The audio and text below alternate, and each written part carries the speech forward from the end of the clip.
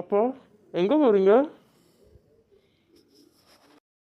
Walking போயிட்டு வரேன் மௌனி. ரேணு ரேணு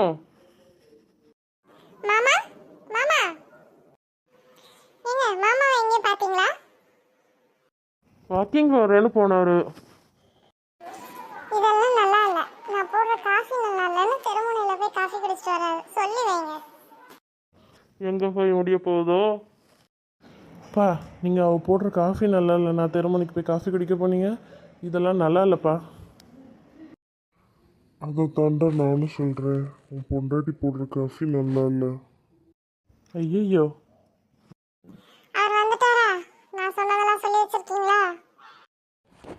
என்ன சொல்லணும் மருமகளே? உனக்கே தெரியணும் நீ போடுற காஃபி எப்படி இருக்குன்னு.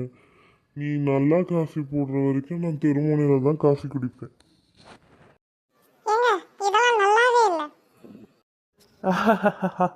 அதே தான் அவரும் சொன்னார், நீ போடுற காஃபி நல்லா இல்லைன்னு. அப்பாவும் பிள்ளையும் சேர்ந்துக்கிட்டு என்னையே கிண்டல் பண்றீங்களா? 3 வேளை சாப்பாட்டுக்கு இந்த வீட்டில் தான் சாப்பிட்டாங்கன்னு ஞாபகம் இருக்கட்டும். என்னடா மோனே, உன் பொண்டாட்டி சொன்ன மாதிரி சாப்பாடு போட மாட்டாளா? விடுங்கப்பா, இன்னைக்காவது நல்ல சாப்பாடு சாப்பிட்டுக்கலாம்.